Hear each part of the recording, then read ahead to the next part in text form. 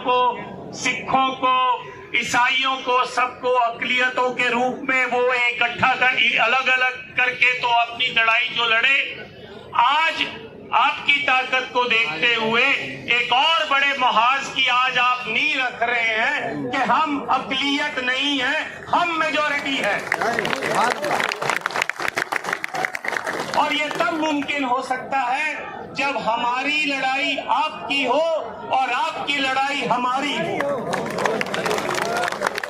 ये तब हो सकता है जब वक्फ बोर्ड की जमीनें अगर बिहार में उठाई जाती है या कोई धक्का किया जाता है या यूपी में किया जाता है, तो पंजाब में से मुसलमान और सिख भाई वहां जाकर लड़ाई लड़े और अपनी जो है उनको बताएं कि ये हम बर्दाश्त नहीं करेंगे।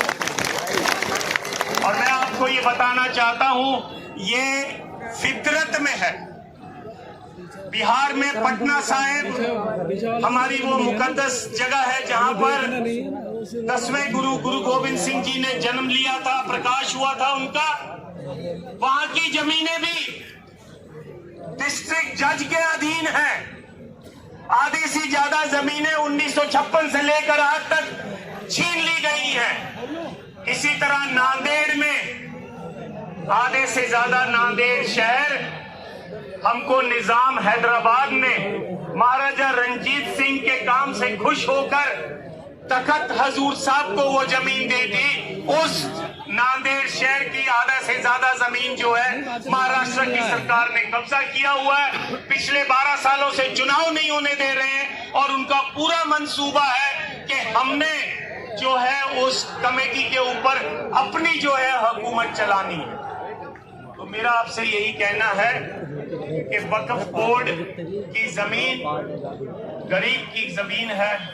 वक्फ बोर्ड की जमीन धार्मिक बंदे की जमीन है जिसने दसवंध दिया, कहा भाई चलो मेरे दादा दुनिया छोड़ गए हैं, उनकी याद में मैं थोड़ी सी जमीन देता हूं जहां पर कोई मदरसा खुल सके, जहां पर कोई अस्पताल बन सके। लेकिन सरकार को ये मंजूर नहीं है।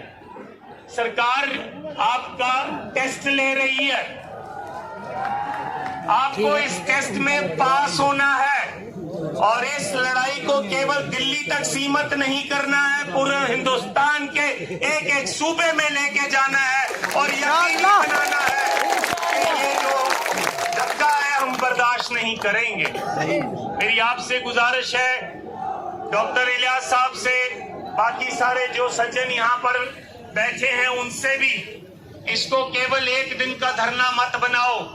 मैंने इनके जो वीडियो टॉक सुनी है, इसमें इन्होंने कहा है कि जैसे किसान भाइयों ने 1 साल तक बॉर्डर पर लड़ाई लड़कर सरकार के घुटने लगा दिए थे। सरकार मान गई कि हमको बिल वापस लेना पड़ेगा। तो अगर वक्फ बोर्ड की, वक्फ बोर्ड की जमीनों को बचाना है तो आप भी इस लंबी लड़ाई के लिए तैयार रहें और हम साथ देंगे। और उसके लिए अगर हमें जंतर मंतर पर भी 1 साल बैठना क्यों ना पड़ जाए, हम आपका पूरा साथ देंगे इंशाअल्लाह। और यदि हमें ये ऐसा लगे कि हमको यूपी और दिल्ली का बॉर्डर सील करना है तो हम उसके लिए भी तैयार रहेंगे।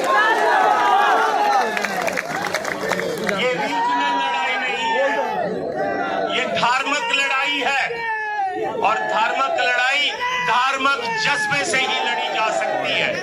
तो आओ, हम आपका पूरा साथ देंगे।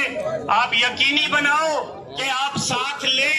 अगला मोर्चा अगर जरूरत पड़े तो मलेरकोटले में लगाओ, लुधियाना में लगाओ और सारे हिंदुस्तान से जो मुसलमान भाई है वहां पर आए और हम सिख भाई जो हैं वो भी रल मिलकर आपका पूरा वहां साथ देंगे और सरकार को एक मैसेज देंगे, मुसलमान की लड़ाई हमारी लड़ाई है और हमारी लड़ाई आपकी लड़ाई है।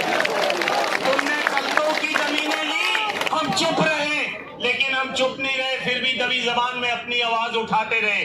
तुमने ट्राइबल्स की भी जमीनें छीन ली हैं, तुमने बंबई के आसपास, बंबई से लेकर पुणे तक जितनी भी जमीनें हैं ट्राइबल्स की वो भी छीन ली हैं। लेकिन अब वक्त आ गया है, इनफ इज इनफ। अब बर्दाश्त नहीं होता। अब हम सब रल मिलकर हम ये यकीनी बनाएंगे कि अपनी जमीनें बचाएंगे।